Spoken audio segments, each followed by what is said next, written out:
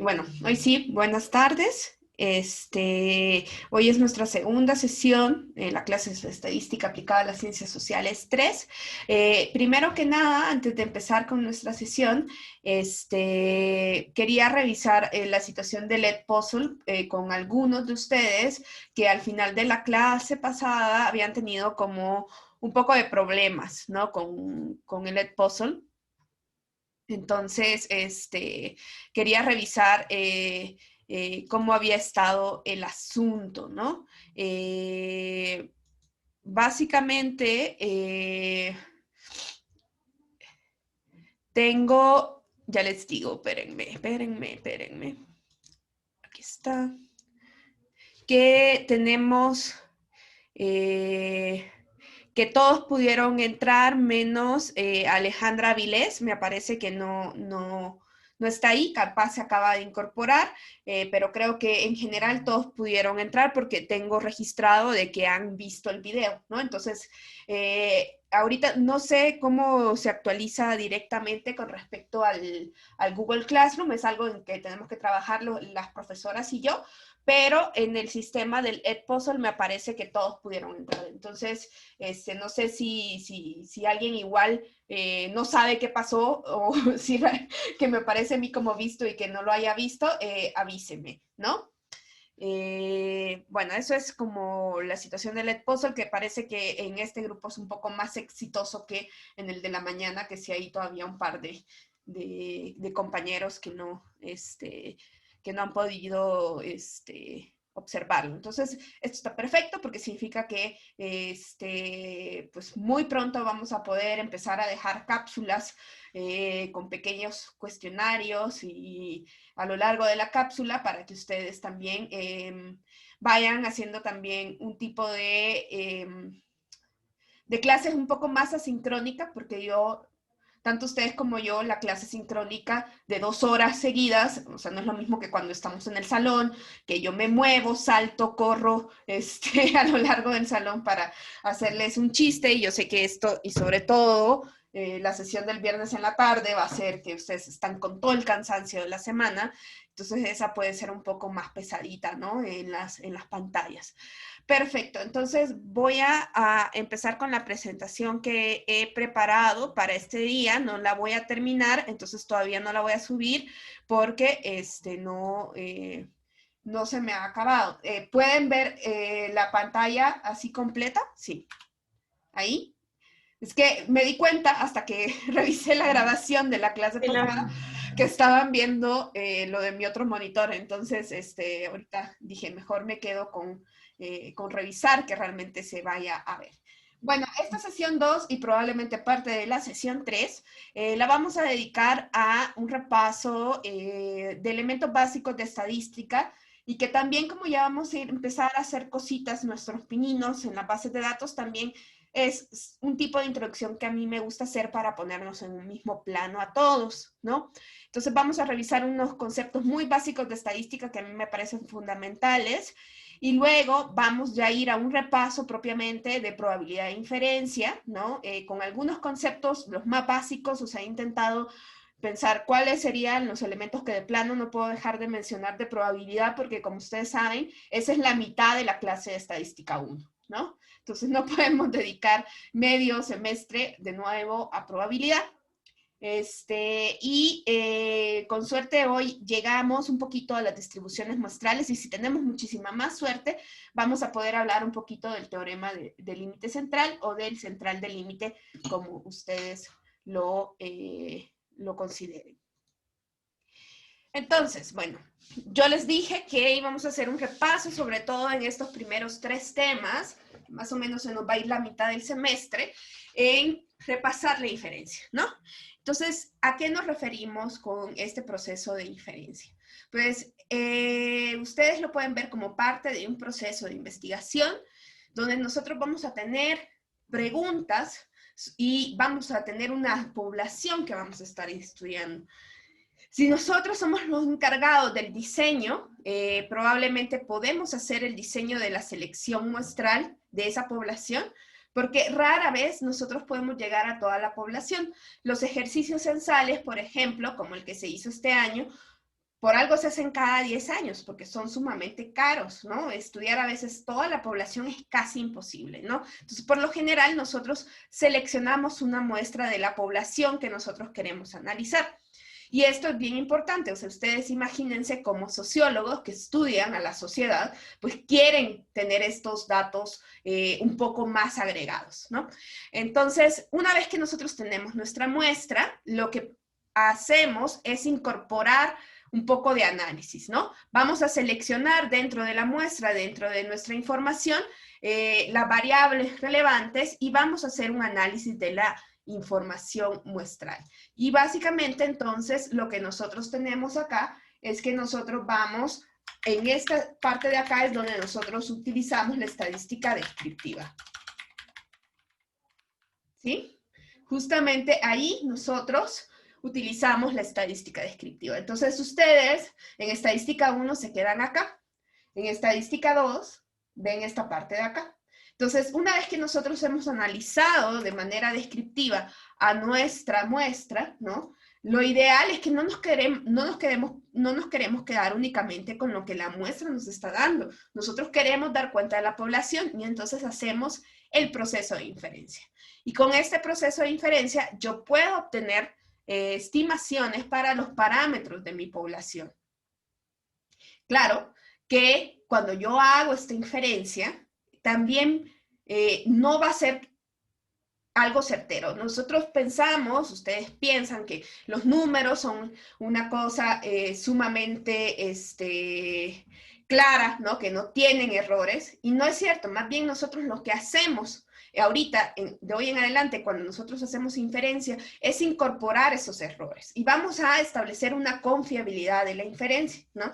O sea que nosotros vamos a poder decir de manera descriptiva, por ejemplo, la intención de voto por Donald Trump en las próximas elecciones. Pensemos algo así. Y entonces decimos, bueno, yo seleccioné una muestra y de quienes yo seleccioné, pues el 40% me dice que va a votar por Trump. Una cosa catastrófica, pero, pero digamos así. Pero eso estoy hablando de la población que entrevisté, ¿no? Cuando yo ya pongo la información en términos de la población, yo no voy a decir el 40% de la población, sino que yo voy a decir, mire, entre el 40 y el 30%, entre el 40 y el 43% de la población,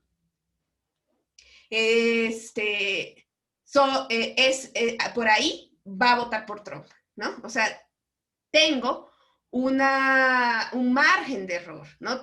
Normalmente nosotros vamos a hacer esta inferencia en términos de intervalos, ¿no? ¿Por qué? Porque nosotros no hemos ido a la población completa. Entonces, porque no lo hemos hecho, tenemos que incorporar este elemento, ¿no? Y entonces yo voy a decir, voy a establecer un intervalo donde yo crea que es más probable que está el parámetro de la población. Entonces, más o menos eso es lo que hacemos. Bueno, vamos a repasar un par de conceptos también súper básicos, ¿no? Pero que a la hora de trabajar con bases de datos, a veces por ser tan básicos se olvidan, ¿no? Bueno, esto es, nosotros tenemos una población, como decíamos, por ejemplo, los gatos, ¿no? Y yo selecciono una muestra, ¿no? Ahí está mi muestra de gatos, ¿no? Y entonces, yo de esa población selecciono una muestra, ¿no? Entonces voy a tener la unidad de selección, ¿sí? Que en este caso puede ser el gato, ¿no? O sea, yo selecciono a través de los gatos, ¿no? O sea, yo elijo al azar un grupo de gatos de esa población, ¿no? Esa unidad de selección a veces también puede ser la unidad de análisis, ¿no? Que en este caso, pues, la unidad de análisis podría ser también el gato. A veces coinciden y otras veces no coinciden la unidad de selección con la unidad de análisis. Ya más adelante voy a explicar también esto de nuevo. Y cuando yo tengo a este individuo, yo voy a estudiar características de los individuos que he seleccionado en mi muestra. Estas características se llaman variables, pero las variables tienen que variar, ¿no? Esto es algo que a veces se les olvida, ¿no?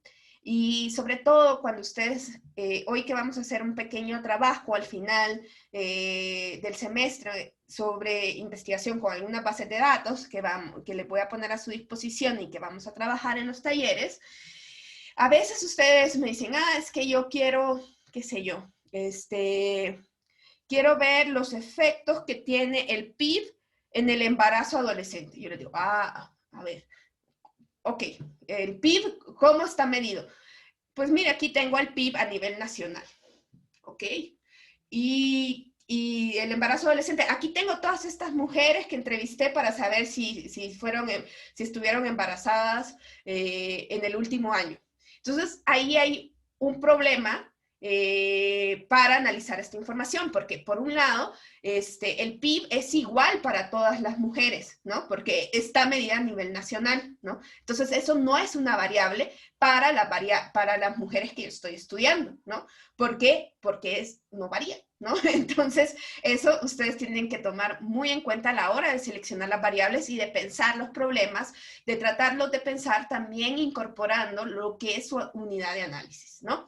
Y entonces, la variable, pues, es una característica que cambia en el tiempo, ya sea porque fuimos viendo a los individuos. A veces el análisis que yo puedo hacer es longitudinal, por ejemplo, y sigo a los individuos, y entonces voy registrando para el individuo diferentes elementos en el tiempo, o bien yo tengo un grupo de individuos y esa variable cambia entre los individuos, ¿sí? Por ejemplo, ser humanos en este grupo, pues no es una variable, porque todos somos humanos, ¿no? No varía, ¿sí?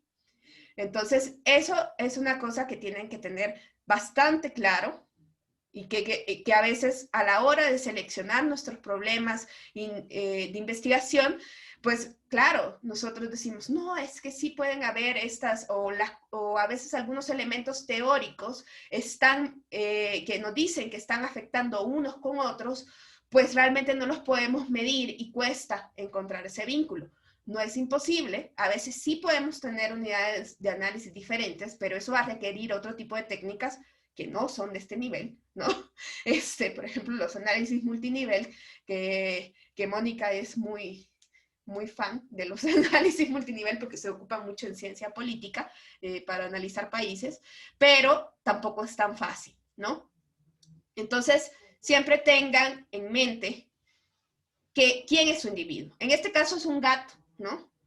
Pero en realidad yo podría haber seleccionado la muestra de gatos y en realidad lo que yo quiero estudiar es por ejemplo, qué sé yo, la consistencia del cabello, ¿no? O sea, de 3 cabellos, de cada uno de los cabellos del gato, ¿no? Entonces, ahí ya cambia la unidad de análisis porque el gato va a tener 5.000 pelos, ¿no? Entonces hay que tener en cuenta siempre, cuando nosotros estamos haciendo un análisis estadístico, qué es mi población, cuál es mi muestra y cuál es mi individuo, ¿no?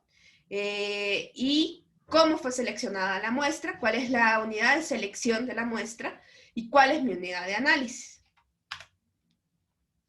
Entonces, vamos a llamar unidad experimental al individuo o el objeto sobre el cual una variable es medida, ¿sí?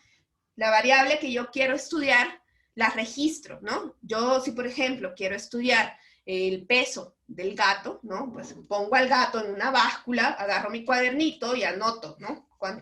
¿Cuántas libras pesa? No, ¿cuántos kilos pesa un gato? Por ejemplo, ¿no? Entonces, eso es mi unidad experimental, que normalmente también lo conocemos como unidad de análisis.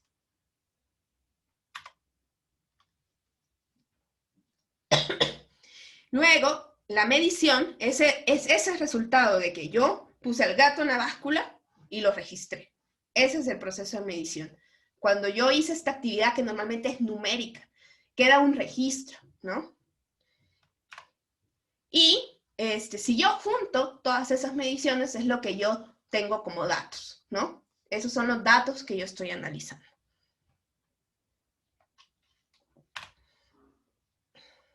Claro que normalmente es raro que yo me ande peleando ahí con el montón de gatos, toda arañada, y solo y solo registre una variable, ¿no? O sea, solo no, ya hice mucho esfuerzo en agarrar al gato, sentarlo en la báscula, que no me cuesta nada anotar, además, de qué color es y qué edad tiene, puedo anotar más cosas, ¿no? Y probablemente sea lo más costo eficiente, ¿no? Anotar más cosas acerca del gato.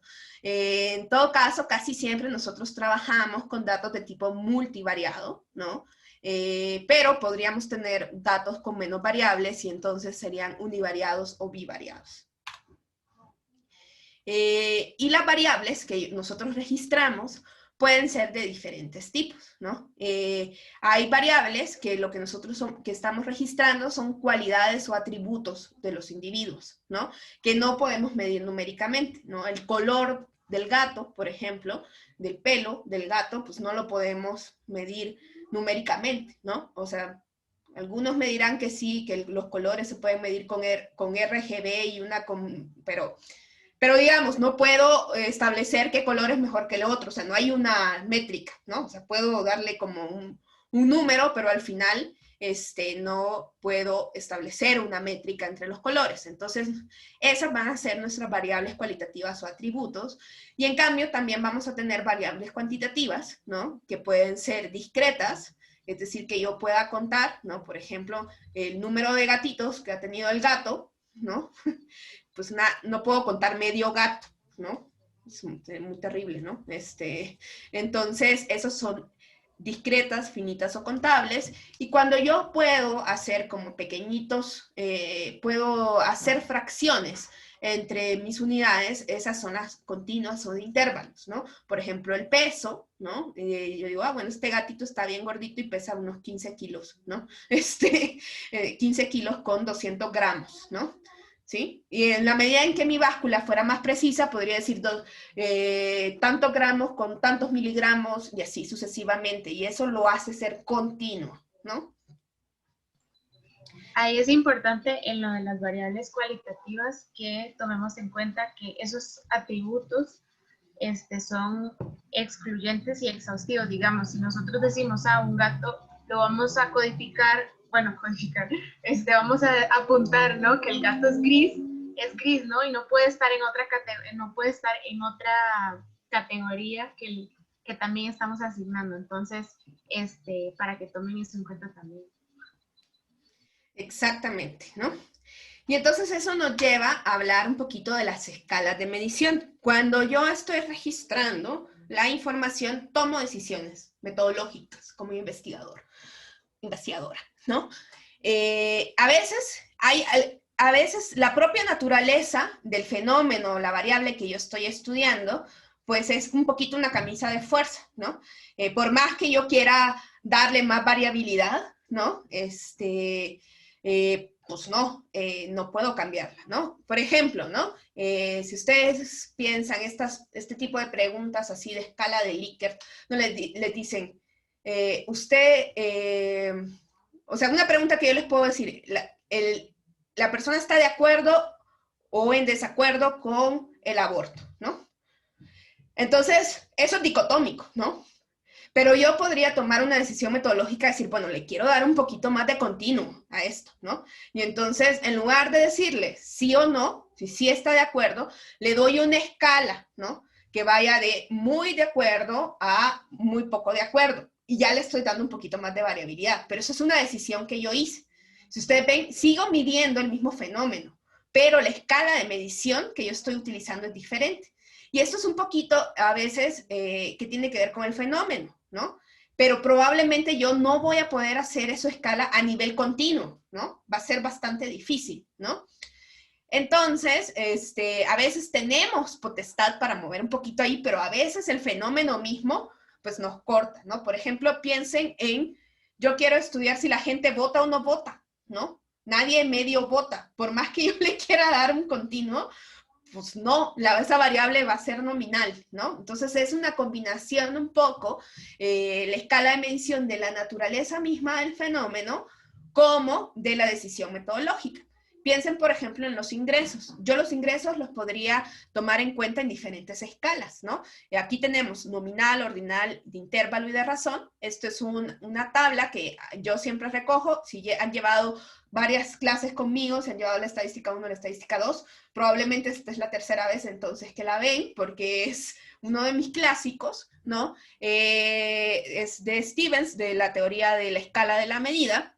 Y a mí lo que me gusta es que deja muy claro que hay cierto tipo de operaciones que yo puedo hacer que están amarradas a ciertas escalas, ¿no?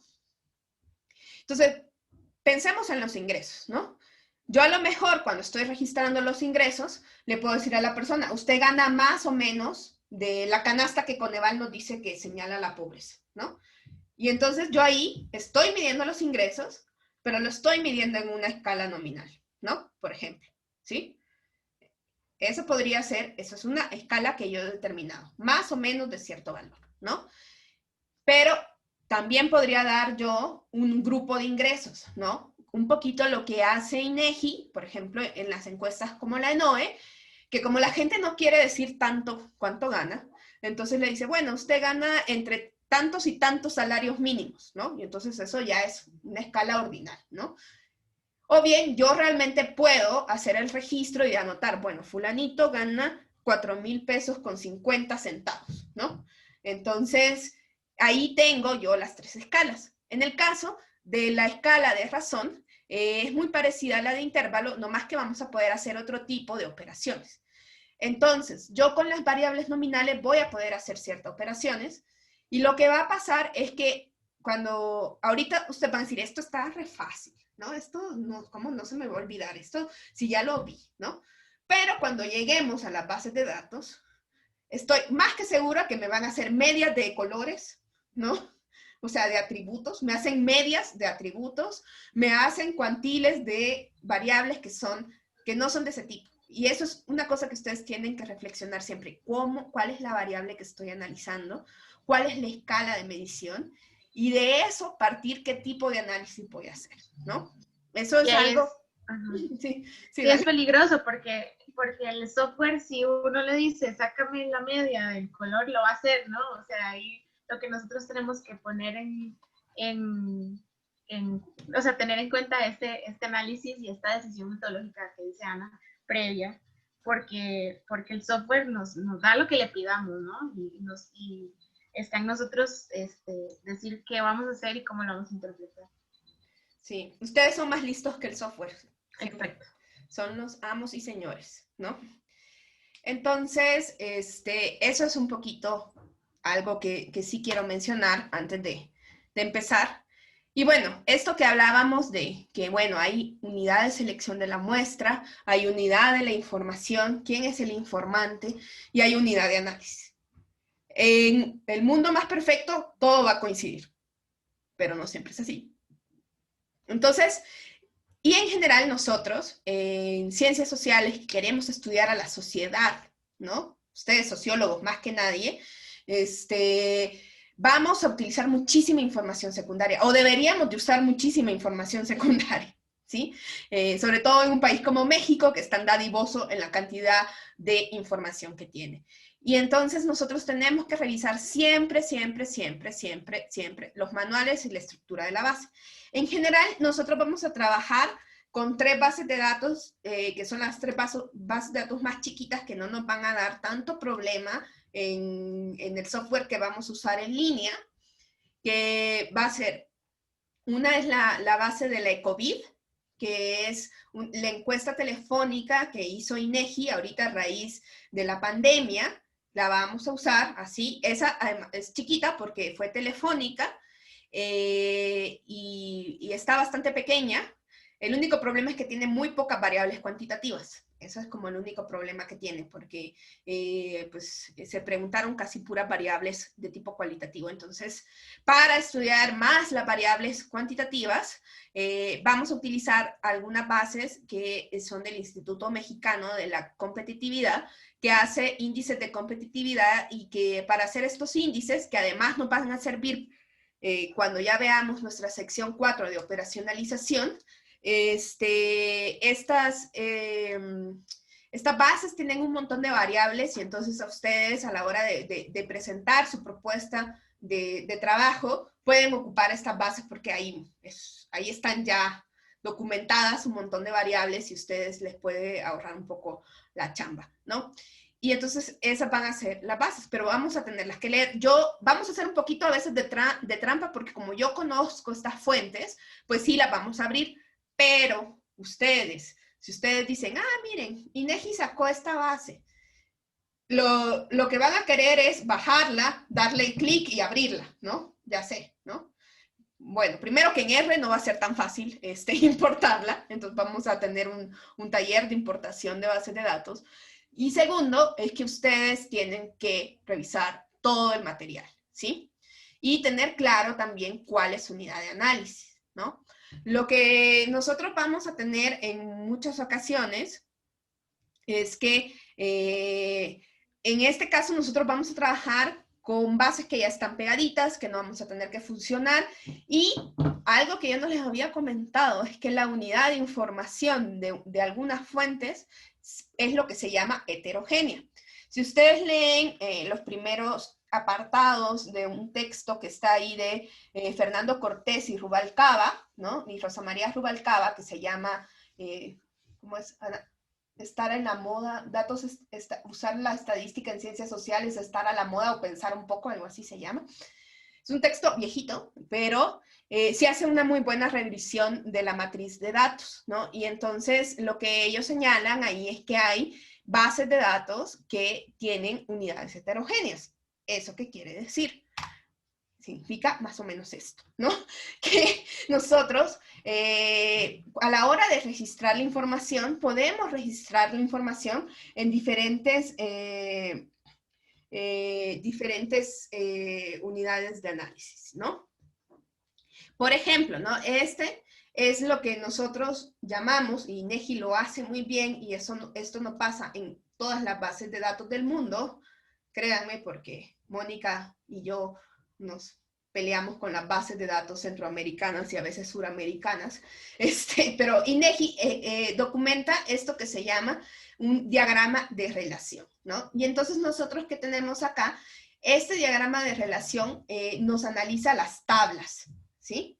¿Y qué es una tabla en términos de lenguaje de programación? Lo que tenemos es que cada uno de estos cuadritos que nosotros vemos, si abriéramos qué hay dentro de esos cuadritos, abriríamos como un Excelito, ¿no? Como una tablita, ¿no? Donde hay filas y columnas. Y la fila va a representar algo, ¿no? En este caso, esta es una tabla que se llama de viviendas. Y entonces aquí, cada fila va a ser una vivienda, ¿no? Y eso está muy bien, ¿no? Pero aquí hay una tabla de hogares, ¿no? ¿Sí? Y entonces, si yo abro esta tabla, cada fila representa un hogar, no una vivienda, ¿no? Y eso es algo que a veces es complicado de comprender, de que vamos a trabajar con diferentes unidades, ¿no? Los hogares están definidos en todas las encuestas como un grupo de personas que vive en una vivienda y comparten presupuesto común, ¿sí? Entonces, dentro de una vivienda pueden haber varios hogares. Entonces, si ustedes se fijan acá nos van poniendo como los identificadores únicos, y eso va a ser una cosa también importante, tener claridad de cuál es el identificador único, que tiene que ver mucho también con la unidad de análisis que yo estoy trabajando, ¿no? Entonces, yo acá tengo una base que tengo viviendas, y entonces si yo aquí saco un promedio de algo, va a ser a nivel de viviendas, ¿sí? Si yo agarro esta tablita de hogares y saco un promedio o hago alguna información descriptiva, pues va a ser a nivel de hogares, ¿no? Y aquí hay una tabla de población, ¿no? Si yo utilizo esta tabla, pues estoy haciendo y contando a la población, ¿sí? Entonces eso hay que tener cuidado, siempre saber qué significa el renglón en mi tabla, ¿sí? ¿Cuál es el renglón? ¿Sí? Eso es una cosa importante. Y entonces ustedes ven, aquí vamos a tener lo que se llama la llave o identificador único. Entonces, por ejemplo, esta es la primera vivienda. Y, por ejemplo, acá ya le pone otra variable que es el identificador de hogar. Este es el primer hogar en la segunda vivienda. Aquí vamos a tener otro valor, porque va a ser la primera persona en el primer hogar en la primera vivienda, ¿no? Entonces, esta es bastante compleja y asusta, Porque, por ejemplo, una persona puede tener varios ingresos, porque puede tener ingresos porque trabaja, puede tener ingresos porque le mandan una remesa, puede tener ingresos porque pues, está en el Bécate, o sea, hay diferentes tipos de ingresos que puede tener una persona, diferentes gastos que pueden tener los hogares, diferentes trabajos que pueden tener las personas. Entonces es una base bastante compleja. Esta es el diagrama de relación del MVP, que es otra base que es muy ganadora con ustedes cuando a veces en alguna actividad, en estadística 1 o en algún extraordinario, a veces los pongo a hacer como que escojan entre 4 o 5 bases y que hagan un pequeño reporte, ¿no? Así como periodístico de los resultados. Y la MVP siempre es la ganadora, siempre la agarran porque es la encuesta de victimización y entonces es la que mide la violencia.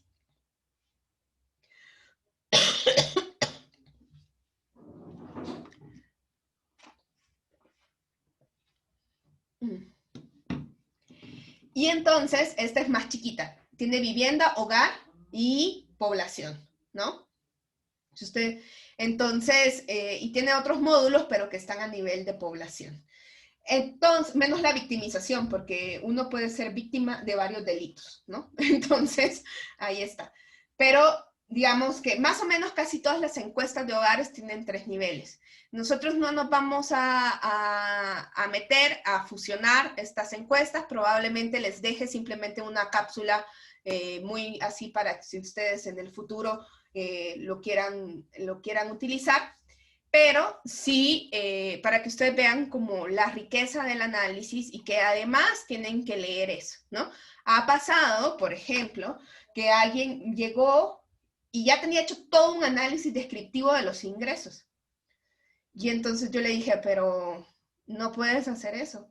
Entonces había sacado media, moda, mediana, todos los cuantiles que ustedes se pueden imaginar. Había sacado así como medidas del 1% y decía la desigualdad ha aumentado porque agarraba esta tablita del ENIC durante un montón de años. Y entonces yo le dije, pero ¿qué estás midiendo ahí? Porque ahí lo que estás midiendo es cantidad de ingresos. El promedio de todos los ingresos de todos los individuos, no el promedio de los ingresos de los individuos. Y entonces, pues a veces no es tan fácil como bajar la base de datos y ponerse a quererla analizar. Siempre tenemos que comprender esto. Y bueno, nosotros en este caso vamos a trabajar con la ECOVID, que digamos es una encuesta telefónica y por eso es individual, pero sí tiene algunas variables de vivienda y lo que va a tener entonces es que va a tener factores de expansión diferenciados para individuos y para viviendas. Listo. No sé si hasta el momento hay alguna duda o alguien tiene algún comentario o algo que quieran añadir por ahí. ¿No? Bueno, entonces hoy nos vamos a ir un poquito más filosóficos. Nos vamos a ir un poquito a hablar de la probabilidad. Y y a mí siempre me gusta poner esta reflexión acerca de que Einstein decía que Dios, él no creería nunca que Dios juega los dados en el mundo, en el sentido que él no creía que habían cosas realmente aleatorias. ¿Qué pasa? Nosotros, cuando tenemos experimentos individuales, a veces, y tienen un componente aleatorio, no lo podemos predecir, ¿no? Por algo, cuando ustedes están en un partido de fútbol y van a decir quién empieza, ¿no? Tiran un volado, ¿no? Nadie puede predecir que va a salir el volado, ¿no? Pero cuando nosotros tiramos un volado muchísimas veces, ¿no? Entonces ahí sí vamos a poder predecir más o menos cómo se distribuyen todos los resultados de los volados, ¿no? Entonces, eso es una cosa importante en la probabilidad. Yo no puedo predecir elementos aleatorios de manera individual, pero en conjunto sí. Hay muy pocas cosas entonces que son completamente aleatorias, que yo no puedo predecir para nada el resultado. Y entonces, irónicamente, Albert Einstein nos dejó como las bases para la mecánica cuántica, donde la mecánica cuántica sí, ahorita o por el momento, nadie ha sabido establecer cuáles son las normas o poder predecir cómo se comportan los átomos a nivel individual, sobre todo a nivel de los electrones, los quarks y todos estos que tienen un comportamiento súper... pues ahí no sabemos nada, ¿no? Eso es lo que ahorita se considera como lo único esencialmente aleatorio, que por más experimentos que hagamos, por más cosas, todavía no se ha encontrado una regularidad, ¿no? Pero las demás cosas, si nosotros repetimos muchas veces, por ejemplo, si nosotros tiramos una moneda muchísimas veces, ¿no? Sí vamos a encontrar regularidades, ¿no? En este caso, hay gente que, ustedes saben, antes no había televisión, ni WhatsApp, ni nada, y entonces la gente, pues este conde de Buffon, el conde Buffon empezó a tirar una moneda 4,000 veces, ¿no? Y pues ahí le dio más o menos mitad hertz, que vendría siendo, no sé, si sol o águila. En la mañana tuvimos una discusión muy acalorada de cuál es el Cara sol. cruz, Si era águila, cara cruz, todas esas cosas que son... corona. Cara o corona también, cara o corona.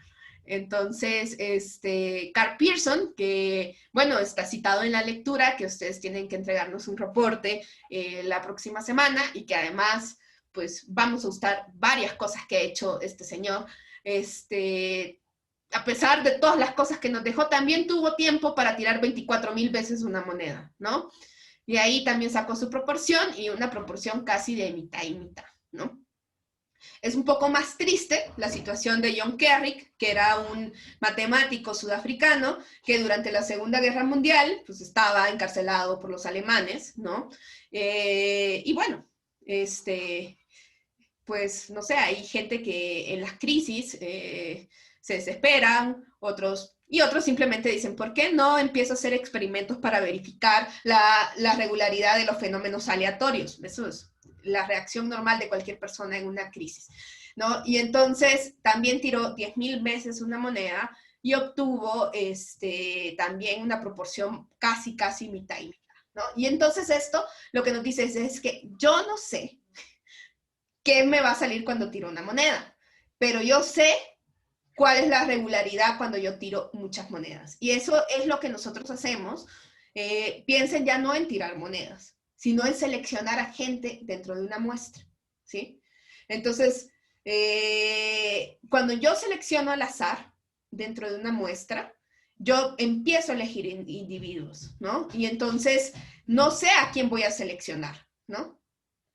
Pero voy a tomar información acerca de ellos y voy entonces a tratar de establecer regularidades de esos fenómenos. Entonces, nosotros vamos a entender como un fenómeno aleatorio a estos fenómenos que si bien los resultados individuales son inciertos, sí hay una distribución regular de los resultados en un gran número de repeticiones. En eso creemos, en que si nosotros juntamos muchos resultados individuales, vamos a encontrar regularidades, ¿no? Difícilmente eso lo podemos hacer con los quarks en la física, en la mecánica cuántica, ¿no?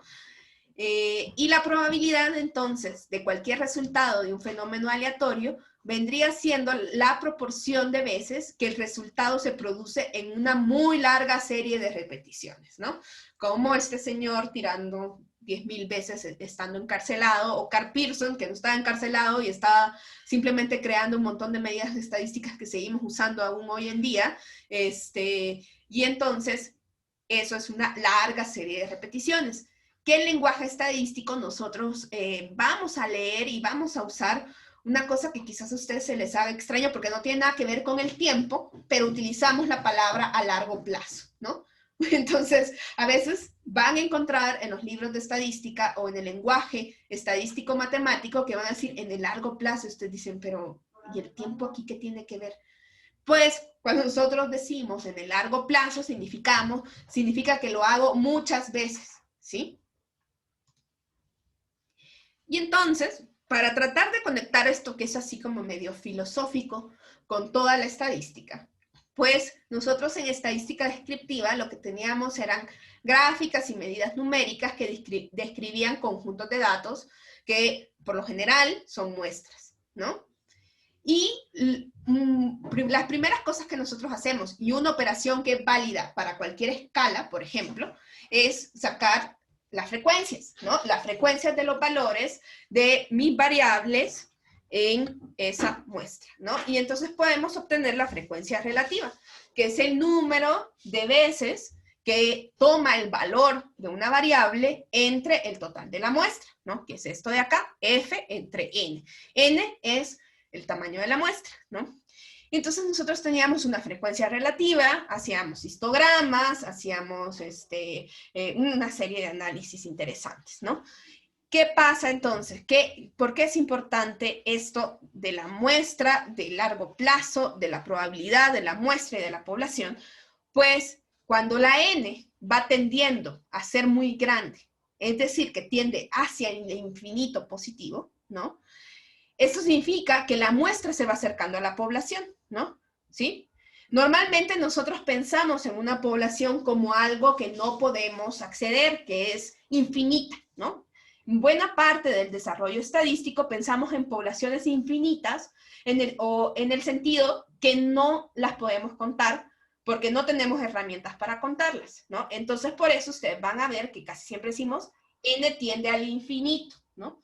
Y entonces, cuando n tiende al infinito, esa muestra se va acercando a la población. Y entonces, esa frecuencia relativa que yo había calculado para la muestra se va acercando a la probabilidad, ¿sí? Entonces, eso es lo que nosotros tenemos, ¿no? Y esto tiene que ver un poquito con un concepto y un tipo específico de probabilidad, que es el tipo de probabilidad frecuentista o a posteriori, ¿no? Que cuando nosotros repetimos un experimento, la probabilidad de ese resultado es la proporción de ocasiones en las que aparece a largo plazo, ¿no? O sea, yo hago ese experimento un montón de veces y luego mido esa proporción. Pero también existe otro tipo de probabilidad que también la vamos a ir combinando, que se llama la probabilidad clásica, ¿no? Que está basada en el supuesto del juego justo, ¿no? ¿Por qué entonces tiramos una moneda cuando empieza el juego en el fútbol? Porque nos parece, y es una cosa como natural que tenemos los humanos de pensar que el azar es justo, ¿sí? Si yo les digo que voy a, no sé, que al que me cae mejor le voy a regalar un punto, eso les parece terrible. Pero en cambio, si yo digo, voy a seleccionar al azar a uno para regalarle un punto, no les parece tan injusto, ¿no? ¿Verdad? El azar nos parece o nos parece menos injusto que la otra, ¿no? Entonces, la probabilidad clásica está basada en eso, porque nos parece que el juego es justo, que esa moneda no está sesgada, ¿no? Que los dados no están sesgados antes de tirarlo, y entonces yo puedo establecer un tipo de probabilidad que se llama a priori, es decir, antes de que yo tire la moneda, yo sé que hay 50 y 50 chances de que me salga lo que yo estoy pidiendo, ¿no? Y eso yo no tengo que hacer, no tengo que repetir lo que hizo Kerik 10,000 veces, no tengo para saber eso, ¿no? Entonces, estos son dos tipos de probabilidad. Hay una tercera, que nosotros no lo vamos a ver, que tiene que ver con el tipo de probabilidad más subjetivo o personal o bayesiano, ¿sí? Aquí nosotros utilizamos la información que hay disponible y la introducimos a los modelos estadísticos para predecir ciertos fenómenos, ¿no? Y aun cuando pareciera que esto podría ser más fácil, ¿no? Porque tengo más información, pues no, los desarrollos estadísticos más avanzados tienen que ver con las teorías bayesianas. Y créanme que pues necesitamos muchas más clases de estadística para estos elementos. Recuerden de poner su nombre completo. Creo que es una chica que está Sí, que teniendo está, problemas de sí, conectividad. pobre, sí, Supongo que sí, está sí, tratando por todos sus medios. pobre. Ahí. Voy a borrar aquí los comentarios. Ahí está. porque después no me acuerdo cuándo fue la última vez que pregunté algo. Entonces, ¿nosotros qué vamos a tener? Vamos a trabajar entonces con diferentes conceptos de probabilidad y lo que vamos a establecer son modelos de probabilidad. Nosotros vamos a trabajar con modelos de probabilidad o distribuciones de probabilidad. Entonces, en el caso de que nosotros estemos estudiando variables que son discretas, es decir, que yo puedo contabilizar los valores que puede asumir una variable, puedo establecer un modelo discreto de probabilidad, o sea, porque es una variable discreta. ¿Qué es un modelo de probabilidad? Yo voy a poder establecer todo el espacio muestral, si ustedes se acuerdan del espacio muestral, tal vez no, pero son todos los resultados posibles que provienen de un experimento. Y entonces, los resultados posibles van a estar asociados a una probabilidad. Y todas, entonces, si yo saco, por ejemplo, yo sé, ya establecimos con claridad que cuando tiramos una moneda, tengo de dos, ¿no? O me sale águila o me sale sol. Entonces, ¿cuáles son los valores posibles? Águila y sol, ¿no? Y ¿cuál es la probabilidad de que me salga uno y otro? 0.5 y 0.5. Y entonces, y la sumatoria de todos esos valores posibles me da 1. Ya les hice un modelo chiquitito de probabilidad, ¿no? Porque un modelo de probabilidad lo que hace es que va a relacionar cada uno de los valores posibles con una probabilidad y entonces me tienen que dar todos los valores posibles y al yo ser tan exhaustiva, pues tengo que sumar 1, ¿no? No me puede quedar nada que no sea, que no sume 1. Tiene que sumarme exactamente 1. No me puede sumar más de 1 ni me puede sumar menos de 1. Y la probabilidad de cada uno de los eventos va a estar entre 0 y 1, ¿no? Cuando yo tiro una moneda, tengo 0.5 probabilidades, que eso está entre 0 y 1. Entonces, ese es un modelo discreto. En el caso de las variables continuas, lo que vamos a tener es que, como hablamos, ¿no? De esta escala que decíamos, el peso del gatito, ¿no? Yo lo puedo medir con una báscula que sea lo súper más exacta, ¿no? Entonces, yo lo puedo medir en kilos con gramos, con miligramos y así, ¿no? Entonces, eso a mí, todos los valores me van generando un continuo, ¿no? Y entonces, cuando yo voy relacionando con eso, estoy haciendo una función continua. Y entonces, nosotros, como no vamos a poder acceder exactamente a un valor único, lo que vamos a hacer es que vamos a trabajar con áreas debajo de una curva. En nuestro caso específico, en esta clase, vamos a estudiar las áreas debajo de la curva de la normal, ¿no? De la campana de Gauss, ¿no? Esa es como la que vamos a hacer. No les presento ni una otra, ni para qué, si la única que vamos a hallar áreas debajo de la curva va a ser de la normal, ¿no? Entonces, estos modelos de probabilidad pueden ser una tabla de valores, ¿no? Por ejemplo, cuando yo les dije águila y sol, y les pongo las probabilidades, o pueden ser funciones matemáticas, ¿no? También pueden ser funciones matemáticas. Y entonces, la gente estadística ha avanzado mucho y nos ha creado una gran serie de funciones estadísticas que nos modelan esa probabilidad, ¿no?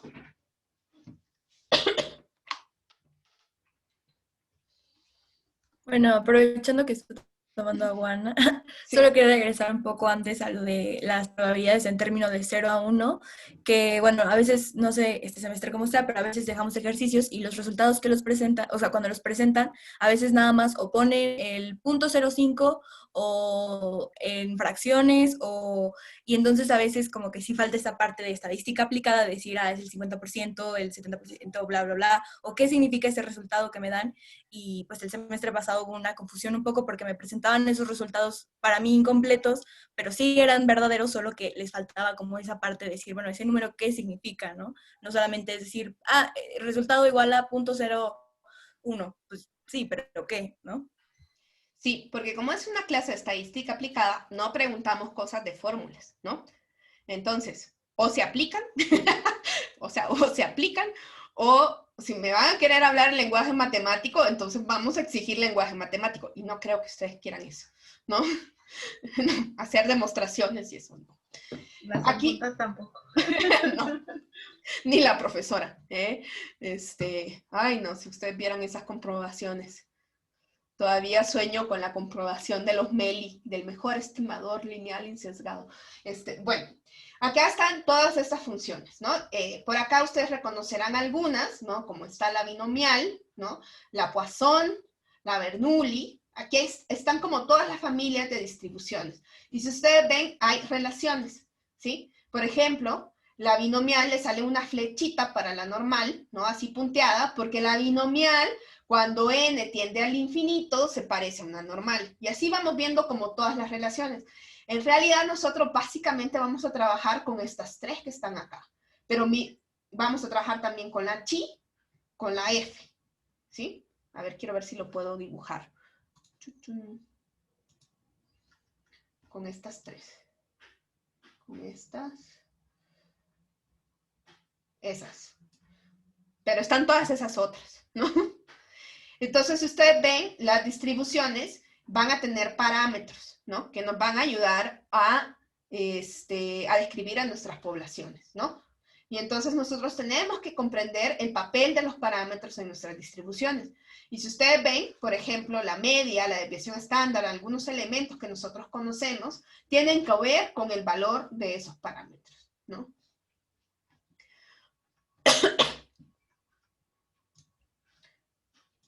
Ahí está. Ya, es que me estoy acostumbrando a la pizarra del... Entonces, vamos a hacer el ejercicio como John Kerrick, y vamos a tirar una moneda 10 veces entre todos. Y si no tienen una moneda cerca, porque pues ya ustedes están como, ¿moneda qué? O sea, yo solo uso un Bitcoin, no es cierto. Entonces, ahí hay un simulador. Vamos a decir, sí, claro que sí, Celeste, por eso lo grabamos, no hay problema. Sí, parece que empezó a llover en algunas áreas y hay problemas de conectividad. Por eso quedan grabadas y no hay problema, puedes continuarlo viendo en Edpuzzle. Y entonces vamos a tirar eso. Hay varios que están entrando y saliendo. Y vamos a entrar entonces a nuestro archivito. Y aquí van a poner ustedes su nombre, no necesito su apellido, solo nomás para que ustedes sepan cuántas águilas y cuántos soles. Eso vamos a hacer ahorita un ratito. Me van a tirar esas monedas para que no... Y vamos a volver a este ejercicio varias veces a lo largo de esta clase y de clases posteriores. Y además así me dan chancecito de tomar más agüita.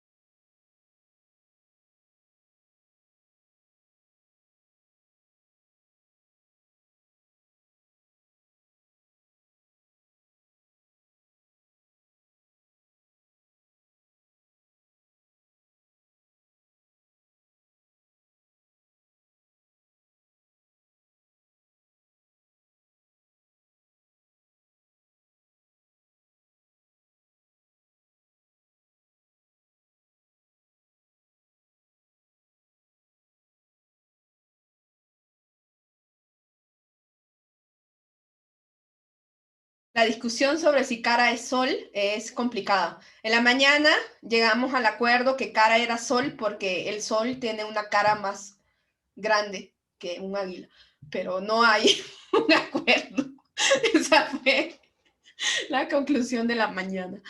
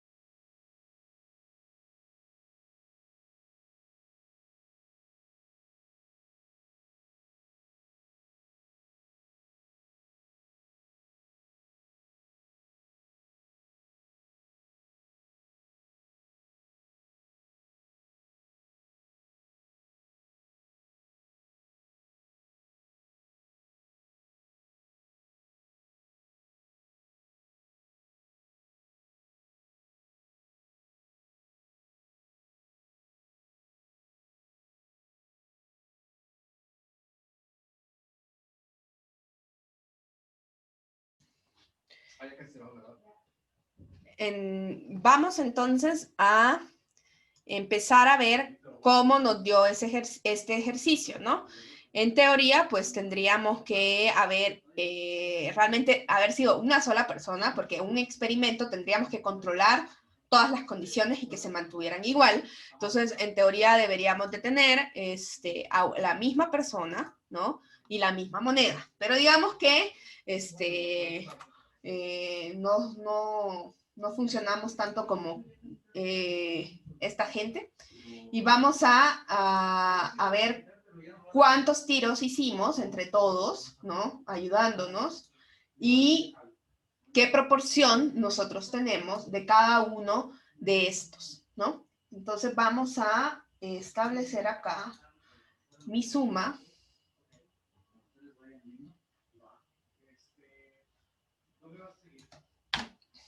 Pues mañana no sé, dependiendo. Porque, o sea, a lo que voy es que para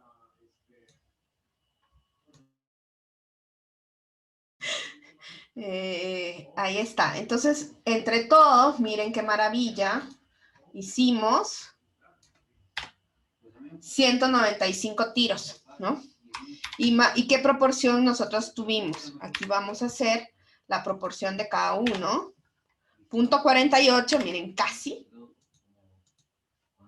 En la mañana yo no sé qué pasó, que nos dio una cosa muy rara.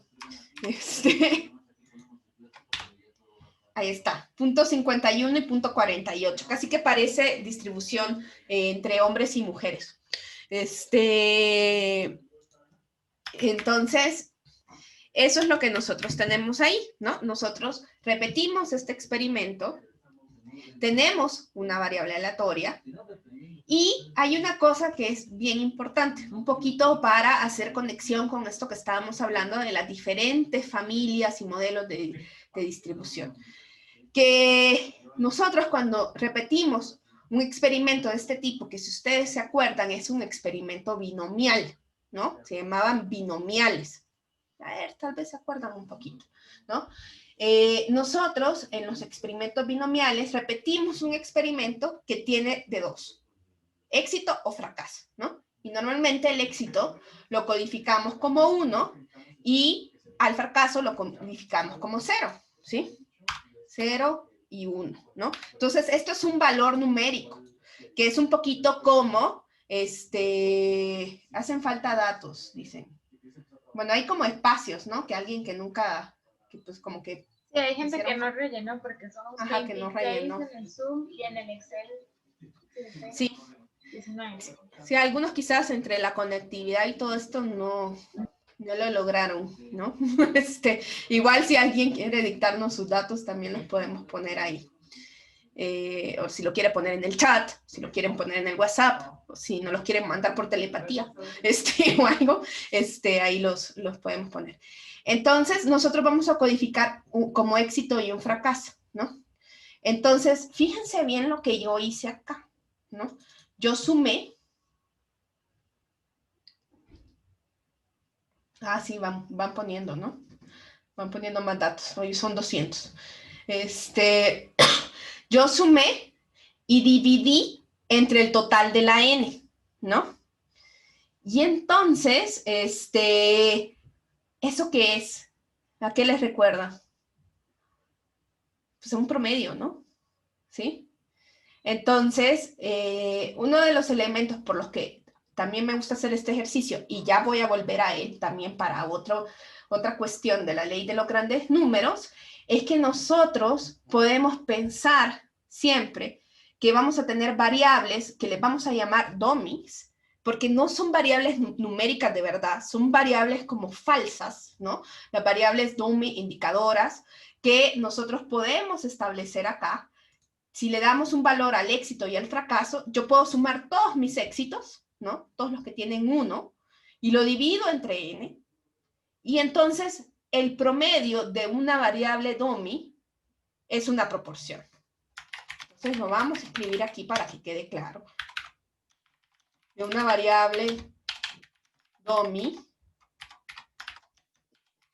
o indicadora o dicotómica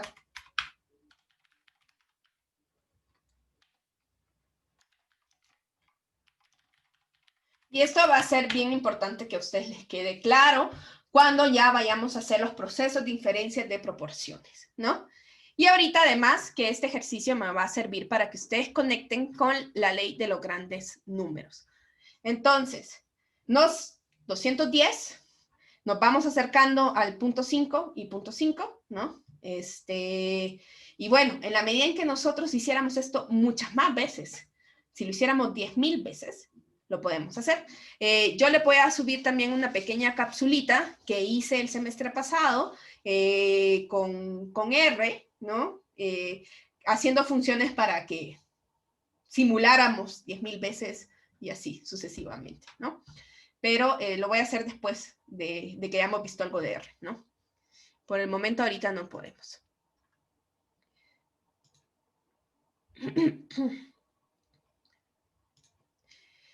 Y entonces nosotros en estas distribuciones de probabilidad, cuando nosotros graficamos esas distribuciones de probabilidad, al igual que cuando teníamos nuestro análisis estadístico, vamos a querer ver la forma, si tiene simétrica, si hay outliers, si hay un centro, si hay una dispersión, cuál es la dispersión que hay, de tal medida que nosotros podamos calcular la media y la desviación estándar. Cuando nosotros ya estamos hablando de la probabilidad, y de esto voy a hacer más hincapié un poquito más en un par de diapositivas, es que vamos a utilizar letras griegas cuando estemos hablando de la población, y cuando no estemos hablando de la población vamos a utilizar otro tipo de letras o vamos a poner un gorrito, pero esto creo que lo digo después.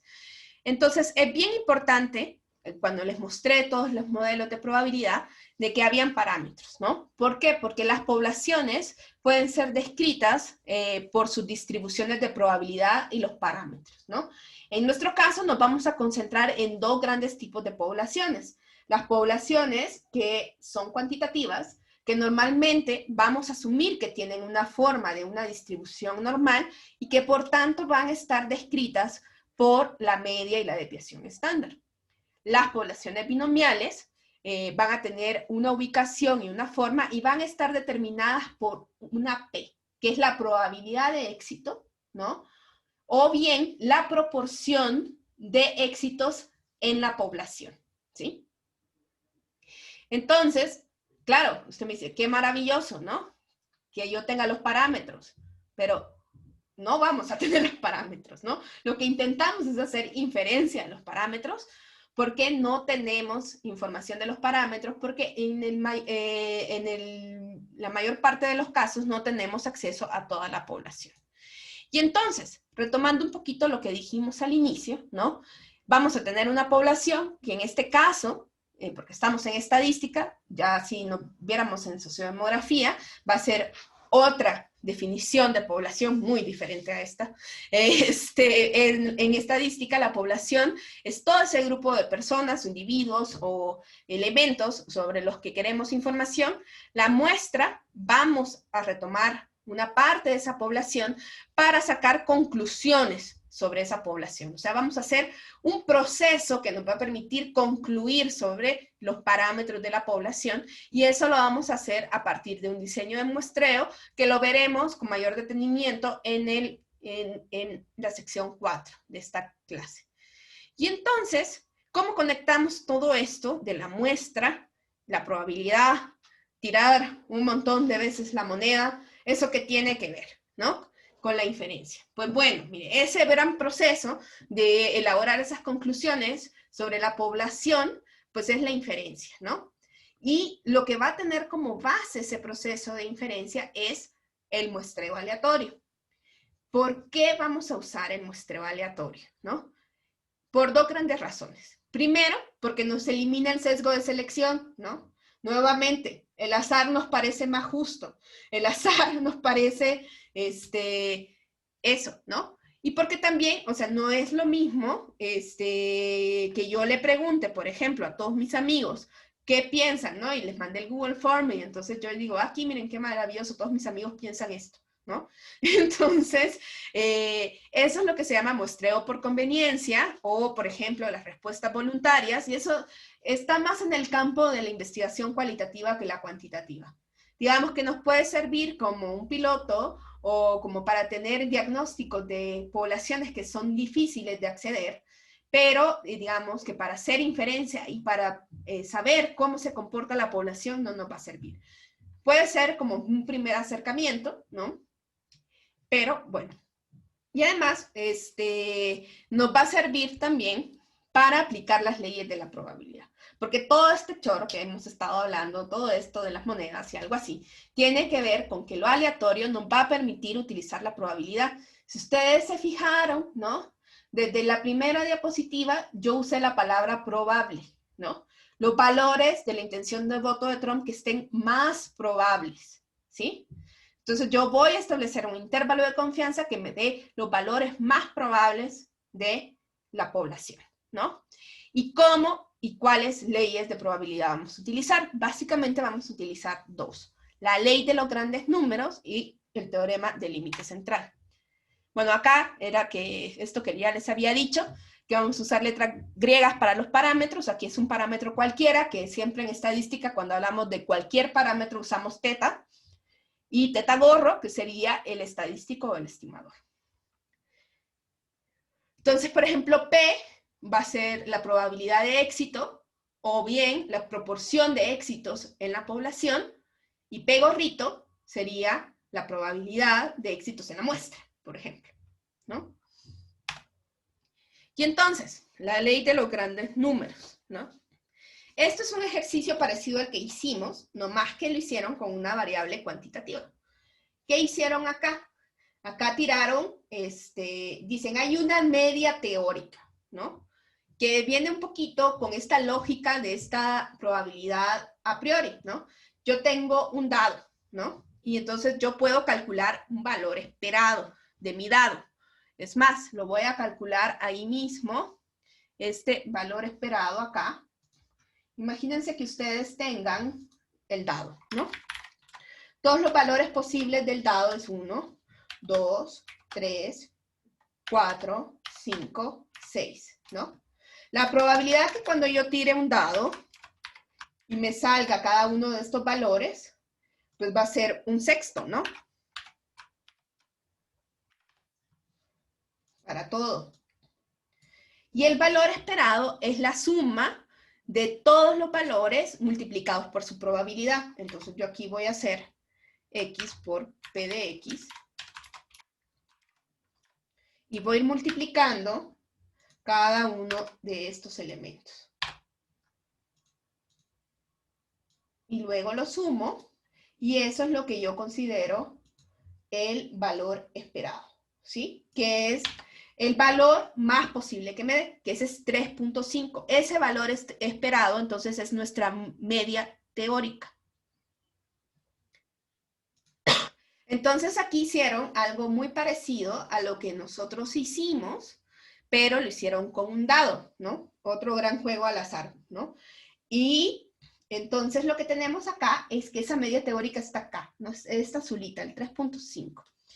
Y empezaron a tirar el dado, y entonces empezaron a sacar los promedios. Ay, no sé qué le pasa a esto. ¡No! No. Le agarró la locura. Le empezaron a sacar los promedios, ¿no? De, por ejemplo, tirar aquí unos 20 dados y daban estos valores. Entonces está así como todo errático, ¿no? Hasta que llega un cierto número de tiros y se estabiliza en esa media teórica, que es un poco lo que nosotros estábamos haciendo con nuestra moneda en términos de una proporción, que igual sabemos que es una media, ¿no? Que es la proporción va a ser la media de una variable dicotómica. Entonces, si nosotros hubiéramos seguido haciendo esto, y no sé, si les hubiera pedido 100 tiros en lugar de 10 a cada uno, y hubiéramos hecho más, pues esto se hubiera ido, pues incluso cuando íbamos haciendo la suma, que iban sumando y se iban moviendo, esto tenía como un elemento errático, ¿no? Digamos, más o menos nos quedamos como por acá, ¿no? Así como en la parte todavía errática. Pero si nosotros seguíamos haciendo esto en el largo plazo, nos íbamos a acercar a la media teórica. ¿Y por qué entonces es tan importante esta ley de los grandes números? ¿Sí? Que se escribe de manera matemática de esa forma, y que también, y si ustedes quieren ir a estudiar un poquito de matemáticas, se van a dar cuenta de que hay una ley débil y una fuerte, porque tiene que ver con la varianza finita, pero digamos, eso no es temario específico de estadística aplicada a las ciencias sociales, pero sí existen dos vertientes de la ley de los grandes números, pero esta ley de los grandes números lo que nos permite justificar es esta interpretación que nosotros decimos que el valor esperado de una variable aleatoria es el promedio a largo plazo al hacer un muestreo repetitivo. Y entonces, esto que hicimos nosotros con las monedas se puede ver de esa manera, ¿no? Entonces, ese es como nosotros estaríamos aplicando la ley de los grandes números. ¿Y por qué entonces yo voy a querer que la n sea más grande, ¿no? Una de las cosas que yo voy a querer es que la n sea más grande, porque entre n tiende más al infinito, ¿no? Entonces, esta ley va, o sea, porque sabemos que se va a ir estabilizando, y entonces mi promedio se va a ir pareciendo más a la media teórica, ¿no? Entonces, hemos hablado de la ley de los grandes números. Antes de hablar de nuestro otro amigo, que es el teorema del límite central, necesitamos aprender un concepto que se llama distribuciones de muestreo o distribuciones muestrales, ¿sí? Hasta el momento nosotros nos hemos imaginado una variable aleatoria que asume diferentes valores y que, bueno, tomamos una muestra, calculamos, estadísticos, y ya. Pero en realidad, cuando nosotros estamos incorporando el elemento aleatorio, nosotros estamos haciendo abrimos un mundo de universos paralelos, ¿no? Imagínense que yo estoy haciendo una encuesta, ¿no? Y digo, bueno, voy a seleccionar al azar a 3 personas acá y voy a sacar el promedio de sus edades, ¿no? Por ejemplo. Entonces, claro que el promedio de las edades va a ser diferente dependiendo de a las 3 personas que elija, ¿no? Entonces, los estadísticos que yo calculo van a ser en sí mismos variables aleatorias porque van a ser diferentes para todas las muestras posibles. Y entonces, si nosotros nos imaginamos todas esas muestras posibles, esa es una distribución de muestreo, ¿sí? Entonces, vamos a hacer un pequeño ejercicio ahorita. Supongamos que tenemos una población. Tenemos 4 personas. Y estas son, tengo 4 datos, o sea, un dato para cada persona, de los días a la semana que se baña hoy que está en su casa, ¿no? Entonces tenemos, uno sí se baña todos los días, otro se baña 5, otro se baña 3, otro se baña 2, ¿no? Como es una población muy chiquita, ustedes sí van a poder ver todas las muestras posibles que se pueden hacer de esa población. Y vamos a sacar las muestras posibles de tamaño 3, ¿sí? Y me van a sacar el promedio de veces que se bañan a la semana para todas las muestras posibles. Y esto lo van a hacer en grupos, ¿sí? Ahorita lo que vamos a hacer es que yo voy a hacer una serie de salitas acá y vamos a trabajar eso, así ustedes se reparten así rápido entre cada uno que saque una media, y también para que se acuerden y que ustedes entiendan, con razón es que yo tenía que estudiar tantas combinaciones cuando iban estadística 1, ¿no? Y que se acuerden de cómo sacar la media y esas cositas, y que además se conozcan un poquito entre ustedes, sobre todo si al final del curso vamos a ir haciendo cositas así, por si ustedes realmente quieren hacer el trabajo en equipo, igual lo van a poder hacer solo, pero tratemos también de generar un poquito de colectividad. Entonces voy a dejar de compartir la pantalla.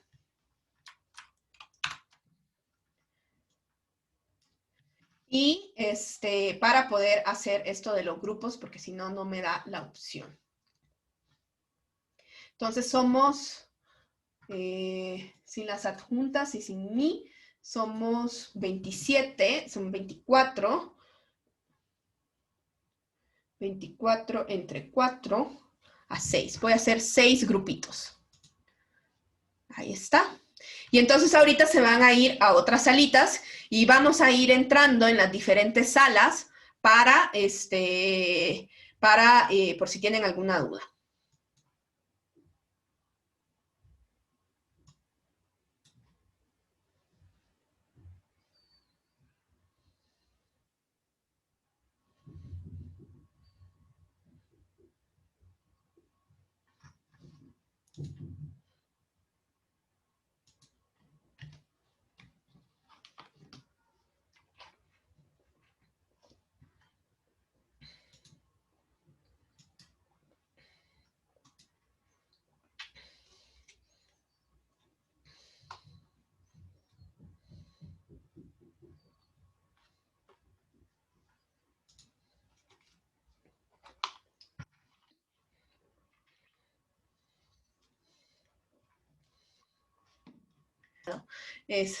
Bueno, ese fue nuestro primer trabajo en equipo. Vamos a ir tratando de que este encierro no haga que dejemos de trabajar en equipo. Yo soy de la idea de que el aprendizaje es colectivo.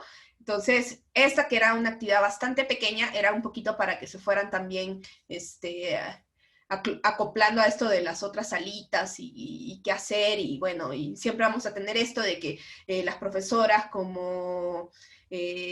vamos a ir así en las salitas y ya cuando, probablemente en la segunda parte del curso, que si estamos haciendo ya el trabajo, quizás algunas sesiones no sean de clase, sino que sean espacios para que ustedes hagan su trabajo, ¿no? Y entonces con la ayuda de nosotros pasaríamos por los grupos a ver ¿Cómo vas? ¿Qué variable elegiste? ¿Cómo van? Ay, ¿qué remedió este error? Yo quería hacer el tabulado. Bueno, entonces vamos a ir dando como la retroalimentación, pero que sí tengamos un espacio colectivo. Entonces ya el martes revisamos el trabajo de todos y feliz viernes a todos. Nos vemos. Cuídense. Muchas gracias. Hasta luego. Gracias, hasta Bye. luego. Bye. Chao.